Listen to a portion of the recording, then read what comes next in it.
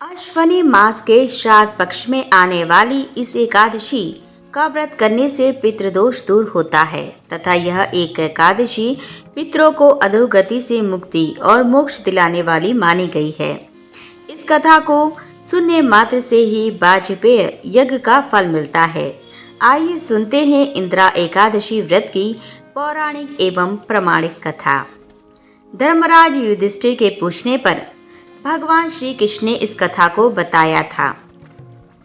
प्राचीन काल में सतयुग के समय में महिष्मति नाम की एक नगरी में इंद्रसेन नाम का एक प्रतापी राजा धर्मपूर्वक अपनी प्रजा का पालन करते हुए शासन करता था। वह राजा पुत्र पौत्र और धन आदि से संपन्न और विष्णु का परम भक्त था। एक दिन जब राजा सुखपूर्वक अपनी सभा में बैठा था तो आकाश मार्ग से महर्षि नारद उतरकर उसकी सभा में आए। राजा उन्हें देखते ही हाथ जोड़कर खड़ा हो गया और विधि पूर्वक आसन व अग्र दिया। सुख से बैठकर मुनि ने राजा से पूछा कि हे राजन, आपके सातों अंग कुशल पूर्वक तो हैं, तुम्हारी बुद्धि धर्म में और तुम्हारा मन विष्णु भक्ति में तो रहता है। देवर्षि नारद की ऐसी बातें सुनकर राजा ने कहा, हे महर्षि, आपकी कृपा से मेरे राज्य में सब कुशल है तथा मेरे यहाँ यज्ञ कर्म आदि सुकृत हो रहे हैं। आप कृपा करके अपने आगमन का कारण कहिए। तब ऋषि कहने लगे कि हे राजन, आप आश्चर्य देने वाले मेरे वचनों को सुनो। मैं एक समय ब्रह्मलोक से यमलोक गया।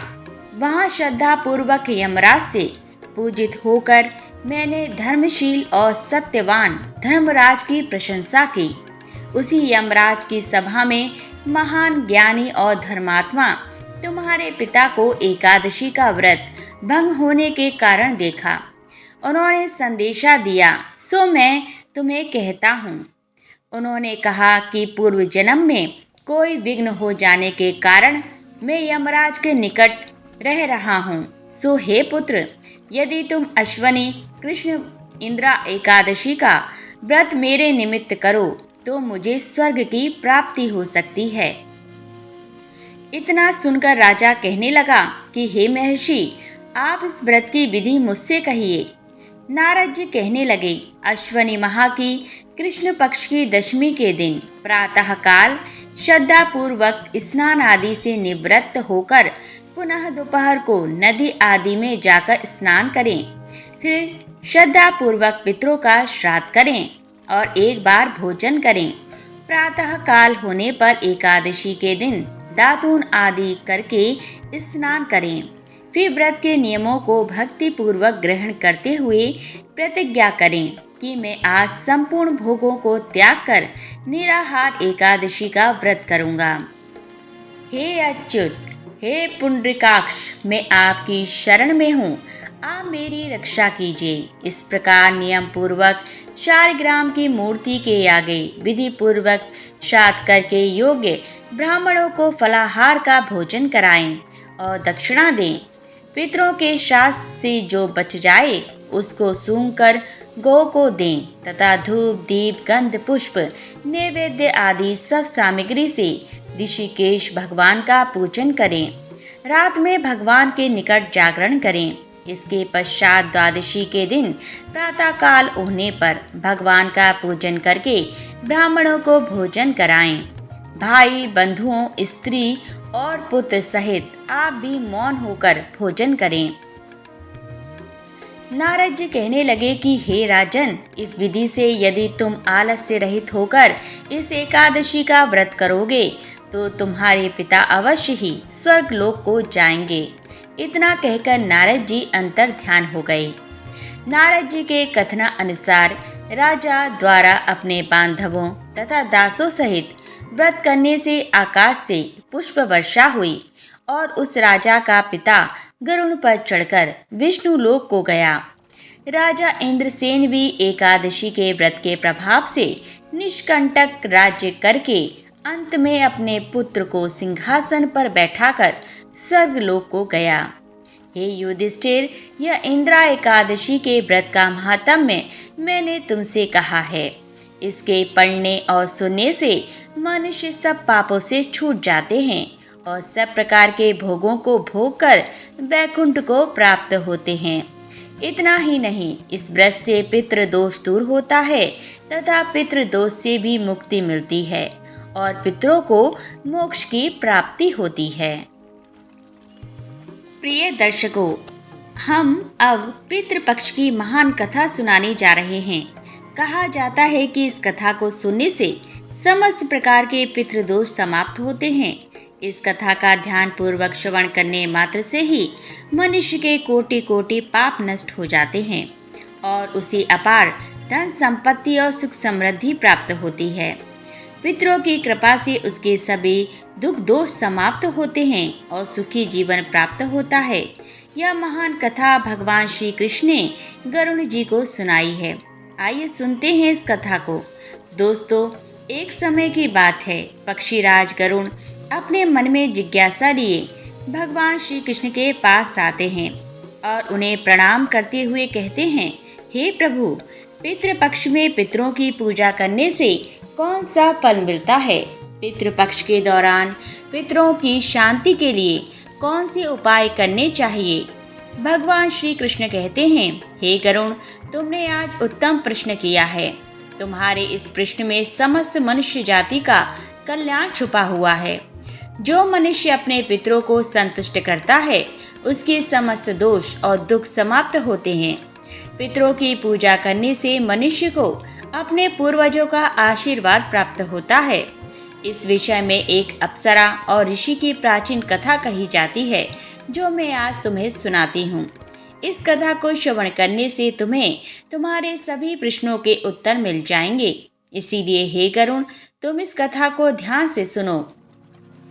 इस कथा को जो भी सुनता है, उसके समस्त प्रकार के पितृदोषों का नाश होता है। जो भी इस कथा को सुनता है और सुनाता है, उसके ऊपर पितरों की कृपा सदैव बनी रहती है।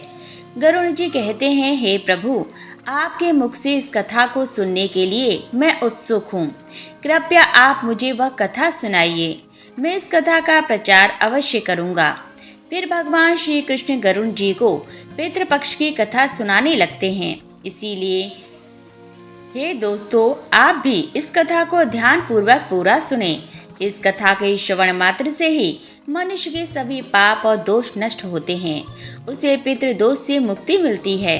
सभी कर्ज उतर जाते हैं। धन धान्य संपत्ति की प्राप्ति होती है तथा सुंदर गुणवान पत्नी की प्राप्ति निश्चिंत होती है। संतानहीन को संतान प्रदान करने वाली यह कथा अत्यंत महान है। पितृ पक्ष के दौरान इस कथा का श्रवण प्रत्येक मनुष्य को करना चाहिए।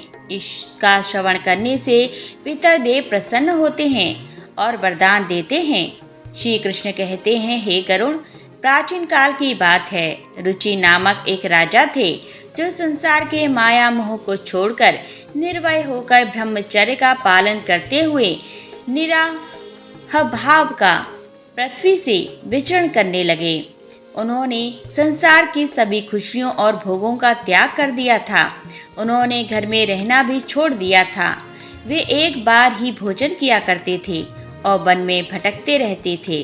उन्हें ऐसा वैराग्य धारण किया हुआ देखकर उनके समस्त पितृगण अत्यंत दुखी हो गए। अपने वंशज को इस प्रकार से वंश को नष्ट करता हुआ देखकर उन्हें भय लगने लगा। उन्होंने सोचा कि वे स्वयं चलकर अपने वंशज से मिलेंगे और उसे वैराग्य का त्याग करने के लिए कहेंगे। फिर एक दिन जब ऋषि रुचि ध्यान मग्न होकर तपस्या कर रहे थे, उसी समय उनके समस्त पितृगण उस स्थान पर प्रकट हुए। जब ऋषि रुचि ने अपनी आंखें खोली तो उन्होंने 4 दिव्य आत्माओं को अपने सामने खड़ा देखा। उन्हें देखकर वे आश्चर्यचकित हो गए और उन्हें प्रणाम करते हुए कहने लगे, हे महान आत्माओं, आप कौन हो और किस कारण से आप मुझे दर्शन देने के लिए पधारे हैं? वे सभी दिव्य आत्माएं कहने लगीं, हे वत्स, हम तुम्हारे पूर्वज हैं और हम तुम्हारे इस वैराग्य पूर्ण आचरण से अत्यंत दुखी हैं। इसीलिए तुमसे मिलने के लिए आए हैं। ऋषि रुचि ने उन्हें नमस्कार करते हुए आदर पूर्वक पूछा, हे पितृगण, आप सभी के दर्शन करके मैं कृतार्थ हो गया, किंतु आप मेरे आचरण से दुखी क्यों हैं? कृपया मुझे विस्तार से बतलाइए। मुझसे ऐसी कौन सी भूल हो गई है जो मेरे पूर्वज मुझसे असंतुष्ट और दुखी हैं? तब वे सभी पितृगण कहने लगे, हे वत्स, तुमने किस कारण से विवाह नहीं किया? विवाह स्वर्ग और मोक्ष प्राप्ति का उत्तम मार्ग है। गृहस्थ आश्रम के बिना मनुष्य को शाश्वत बंधन होता है। गृहस्थ में रहकर मनुष्य देवताओं, पितरों, ऋषियों और याचकों की पूजा करके उत्तम लोकों को प्राप्त करता है। वह देवताओं को स्वाहा और पितरों को स्वधा शब्द के उच्चारण से तथा द्वार पर आए अतिथियों और याचकों को दान देकर संतुष्ट करता है। विवाह न करके, संतान को उत्पन्न न करके तुम देव ऋण तथा पितृ जनों के ऋण से मुक्ति नहीं पा सकोगे।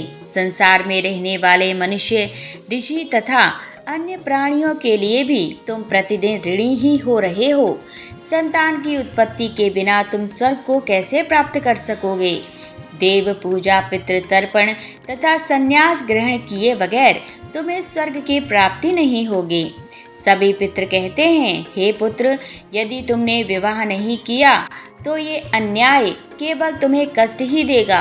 मरने के बाद तुम्हें नरक की प्राप्ति होगी और अगले जन्म में भी कष्ट भोगोगे। फिर ऋषि ने अपने पितरों से कहा, हे पितरों, जीवन में विवाह करना अत्यंत दुखदायक है। इससे पाप का संग्रह होता है और अंतकाल में यह अधोगति प्रदान करता है। इसी विचार से मैंने स्त्री के साथ विवाह नहीं किया।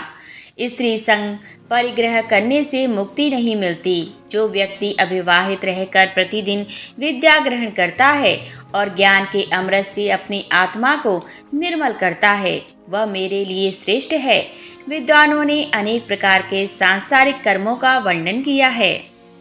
इसीलिए मनुष्य को अपने इंद्रियों पर संयम रखकर तत्व ज्ञान के जल से आत्मा को शुद्ध करना चाहिए। फिर पितरों ने कहा, हे वत्स, इंद्रियों को वश में रखकर ज्ञान के द्वारा आत्मा को निर्मल करना चाहिए। तुम्हारा यह कथन उचित ही है, किंतु यह कल्याण का मार्ग नहीं है जिस पर तुम चल रहे हो। यज्ञ, तप और दान के द्वारा अपने अमंगल को दूर करते हुए फल प्राप्ति की कामना से रहित जो शुभ और अशुभ कर्म हैं, वे बंधन के कारण नहीं होते। जो पूर्व का कर्म है वह भोग से नष्ट होता है। पूर्व जन्म का जो पुण्य कर्म है वह सुख दुख को भोगने से निरंतर नष्ट होता रहता है। फिर ऋषि रुचि ने कहा, हे पितामह, वेदों में कर्म मार्ग के प्रतिपादन द्वारा अविद्या और माया की पुष्टि की गई है। इसीलिए आप मुझे विवाह करने के लिए क्यों प्रेरित कर रहे हैं? विवाह करके मेरा अनिष्ट ही हो जाए। पितरों ने कहा, हे वत्स, कर्म द्वारा जो कुछ भी किया जाता है वह अविद्या है, यह सत्य है, किंतु विद्या प्राप्त करना भी एक प्रकार का कर्म है। शास्त्रों में जो विहित कर्म है, सज्जन पुरुष उनका उल्लंघन नहीं करते, उन्हें उसी से मोक्ष की प्राप्ति होती है। शास्त्रों में पुरुष को विवाह करने की आज्ञा दी गई है। विवाह न करने पर पुरुष को मुक्ति नहीं मिलती है। संतान के बिना उसे मोक्ष नहीं मिलता है। संतान के द्वारा किए गए अच्छे कर्म से ही उसे मोक्ष मिलता है। इसीलिए हे पुत्र, तुम विधि पूर्वक विवाह करो। विवाह न करने से तुम्हारे सभी कर्म भी नष्ट हो जाएंगे और तुम विफलताओं को ही प्राप्त करोगे। यदि हमारा वंश नष्ट हो जाएगा तो हमारी आत्माएं अतृप्त ही रहेंगी। विवाह करके संतान उत्पन्न करके ही तुम अपने पितरों को संतुष्ट कर सकते हो। श्री कृष्ण कहते हैं, हे गरुण, इस प्रकार से अपने पितरों के वचन सुनकर ऋषि रुचि को बड़ी ग्लानि हुई। उन्हें विवाह करने का निश्चय किया। फिर ऋषि रुचि ने अपने पितरों से कहा, हे पितृगण, अब तो मैं बूढ़ा हो गया हूँ, कौन मुझे अपनी कन्या प्रदान करेगा?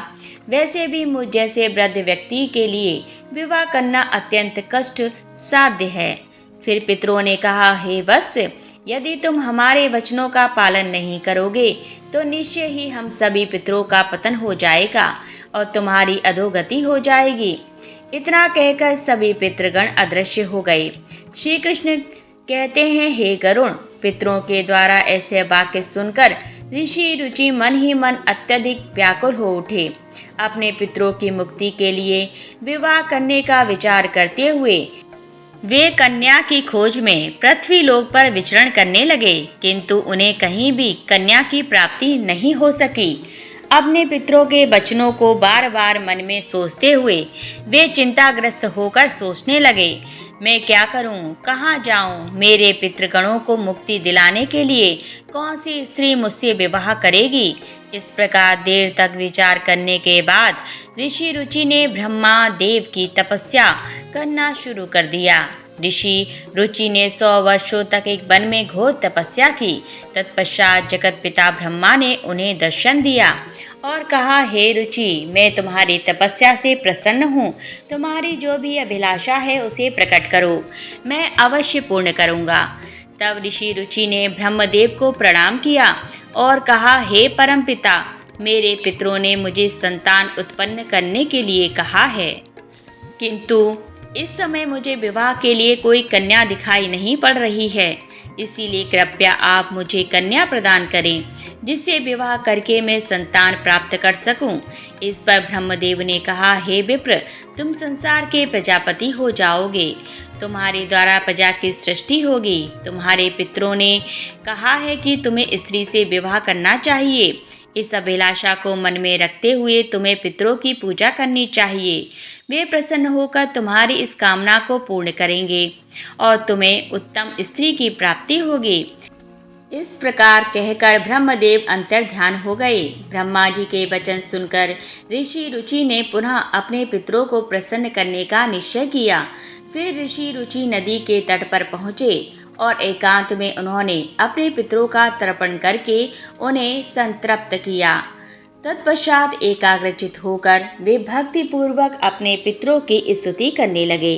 श्री कृष्ण कहते हैं, हे गरुण, ऋषि रुचि ने अपने पितरों के लिए जो स्तुति की उसे प्रत्येक मनुष्य को ध्यान से सुनना चाहिए।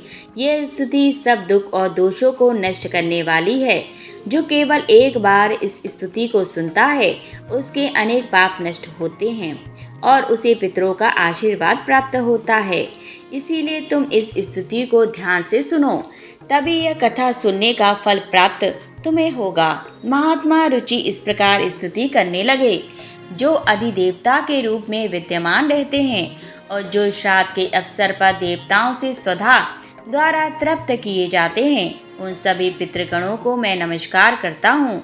स्वर्ग रोग में अवस्थित महर्षिगण भुक्ति मुक्ति की कामना से मानसिक श्राद्ध द्वारा जिन्हें भक्ति पूर्वक तृप्त करते हैं, उन सभी पितरों को मैं प्रणाम करता हूँ।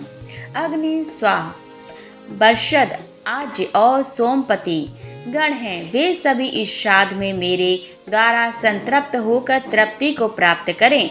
अग्नि, स्वाहा पितृ मेरी पूर्व दिशा की रक्षा करें। पार्षद नामक पितृगण सर्वदा मेरी दक्षिण दिशा की रक्षा करें। आज्ञा पितृजन पश्चिम दिशा की तथा सोम पितृगण उत्तर दिशा की रक्षा करें। ये समस्त पितृजन राक्षस, भूत, पिशाच और असुर गणों के कारण उत्पन्न दोषों से नित्य सब प्रकार से हमारी रक्षा करें। विश्व मुख आराध्य धर्म धान्य शुंभानंद भूति द भूतिकृत और भूति नामक जो पितरों के 9 गण हैं तथा कल्याण और कलदराश्य कलता हेतु और अनग नामक जो पितरों के 6 गण कहे गए हैं और बरबरेण्य वरद तुष्टि पुष्टि विश्वपात और धाता नाम से विख्यात यह 7 गण तथा पितृगणों के पाप विनाशक जो महान महात्मा महित महिमावान और महाबल नाम से प्रसिद्ध यह 5 गण हैं। उन गणों के ही साथ सुगध धम धर्म दुरहि अत्यंत प्रसन्न हो गए और उसी समय एक दिव्य तेज उत्पन्न हुआ जो आकाश मंडल में चारों ओर व्याप्त हुआ। संपूर्ण विश्व को अपने तेज से आच्छादित करने वाली उस रोशनी को देखकर ऋषि रुचि अपने घुटने पर बैठकर फिर से पितरों की स्तुति करने लगे। रुचि की स्तुति सुनकर पितृगण अत्यंत प्रसन्न हुए और वे उनके सामने प्रकट हुए। रुचि ने पुष्पगंध और अनुलेय पदार्थ का उन्हें निवेदन किया था। वे सभी पितर उन्हीं को धारण करके उनके सामने प्रकट हुए। रुचि ने भक्तिपूर्वक हाथ जोड़कर अपने पितरों को प्रणाम किया और निवेदन किया।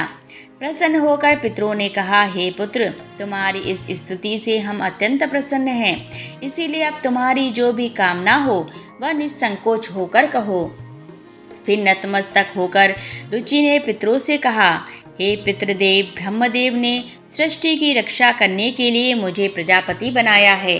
इसीलिए मैं आप की संतान उत्पन्न करने में समर्थ, गुणवान, चरित्रवान पत्नी की कामना करता हूँ। फिर पितरों ने कहा, हे वत्स, इसी स्थान पर अभी इसी क्षण तुम्हें उत्तम मनोरमा पत्नी की प्राप्ति होगी और उसी से तुम्हें पुत्र होगा। हे रुचि, वह पुत्र बुद्धिमान और बलशाली होकर रोज नाम से 3 लोकों में ख्याति प्राप्त करेगा। उसके भी अतिशय बलवान, महापराक्रमी, महात्मा और पृथ्वी का पालन करने वाले बहुत से पुत्र होंगे। कहकर समस्त पितृगण ऋषि रुचि को आशीर्वाद देकर उस स्थान से अंतर्ध्यान हो गए। पितरों के अंतर्ध्यान होते ही पितरों की कृपा से उसी समय उस नदी के मध्य से ही रुचि के समीप प्रेमलोचा नामक मन को प्रिय लगने वाली सुंदर श्रेष्ठ एक अप्सरा प्रकट हुई। उस श्रेष्ठ अप्सरा ने मधुरवाणी में महात्मा रुचि से कहा, हे तपस्वी श्रेष्ठ, वरुण के पुत्र महर्षि पुष्कर द्वारा मेरी यह अतिशय सुंदर कन्या उत्पन्न हुई है। मैं उस सुंदर उत्पन्न रूप वाली मानिनी नामक कन्या को भार्या के रूप में आपको प्रदान करती हूँ। आप इससे विवाह करें। इस कन्या से आपको अतिशय बुद्धिमान मनु नामक पुत्र प्राप्त होगा। फिर प्रजापति रुचि ने उस अप्सरा कन्या से विवाह किया। श्री कृष्ण कहते हैं, गरुण, इस प्रकार से ऋषि रुचि ने अपने पितरों को प्रसन्न करके विवाह के लिए कन्या प्राप्त की और अपने वंश को आगे बढ़ाया। कथा के अंत में भगवान श्री कृष्ण ने गरुड़ जी को पितरों को प्रसन्न करने के अनेक उपाय विस्तार से बताए। यह उपाय मनुष्य के जीवन में पितृदोष को समाप्त करने और पितरों की कृपा प्राप्त करने के लिए अत्यंत आवश्यक माने जाते हैं। श्री कृष्ण ने गरुड़ जी से कहा कि पितरों को प्रसन्न करने के लिए कुछ विशेष अनुष्ठान, तर्पण और धार्मिक कार्यों का पालन करना आवश्यक होता है। आइए जानते हैं उन महत्वपूर्ण उपायों के बारे में। पितर को प्रसन्न करने का सबसे पहला और मुख्य उपाय तर्पण है। तर्पण का अर्थ है जल अर्पण करना। पितृपक्ष के दौरान पवित्र जल को हाथ में लेकर पितरों का आवाहन करते हुए उन्हें जल अर्पण करना चाहिए। तर्पण में काले तिल, जल, दूध और कुशा का उपयोग किया जाता है। यह कार्य पवित्र मन और श्रद्धा से करना चाहिए, जिससे पितृगण तृप्त होकर प्रसन्न होते हैं। तर्पण करते समय एयुएम पितृभ्यम स्वाहा स्वधा मंत्र का उच्चारण करना चाहिए, जिससे पितृ संतुष्ट होते हैं और आशीर्वाद प्रदान करते हैं। श्री कृष्ण कहते हैं, श्राद्ध कर्म पितरों की तृप्ति के लिए एक महत्वपूर्ण अनुष्ठान है। इसमें पितरों के निमित्त भोजन, फल और वस्त्र अर्पण किए जाते हैं। श्राद्ध कर्म करने वाले व्यक्ति को ब्राह्मणों को भोजन कराना चाहिए और उन्हें वस्त्र एवं दक्षिणा देकर आशीर्वाद लेना चाहिए। श्राद्ध के दिन विशेष रूप से सात्विक भोजन बनाना चाहिए, जिसमें खीर, पूड़ी, सब्जी और अन्य पौष्टिक एवं ताजे खाद्य पदार्थ शामिल हों। इस भोजन को पवित्रता के साथ पितरों के निमित्त अर्पण किया जाता है। तीसरा उपाय श्री कृष्ण ने बताया, गाय, ब्राह्मण और अन्य जीवों को भोजन। पितरों को प्रसन्न करने के लिए गाय, कुत्ते, कौवे और ब्राह्मणों को भोजन कराना अत्यंत शुभ माना जाता है। उन्हें भोजन तर्पण करने से पितृ तृप्त होते हैं और प्रसन्न होकर आशीर्वाद देते हैं। विशेष रूप से श्राद्ध के दिन गाय को हरी घास और रोटी खिलाना और कौवे को चावल व खीर खिलाना शुभ माना जाता है। इन कार्यों को करने से पितरों की कृपा प्राप्त होती है और पितृदोष से मुक्ति मिलती है। श्री कृष्ण कहते हैं, पीपल और तुलसी के वृक्ष की पूजा करना पितरों को प्रसन्न करने का महत्वपूर्ण उपाय है। पीपल का वृक्ष पितृगणों का निवास स्थान माना जाता है। तुलसी का पौधा देवी लक्ष्मी का प्रतीक होता है। श्राद्ध के दिन पीपल और तुलसी की पूजा करके पितरों को तृप्त किया जाता है। पीपल के वृक्ष के नीचे दीपक जलाने से पितृगण प्रसन्न होते हैं और परिवार को सुख समृद्धि का आशीर्वाद देते हैं।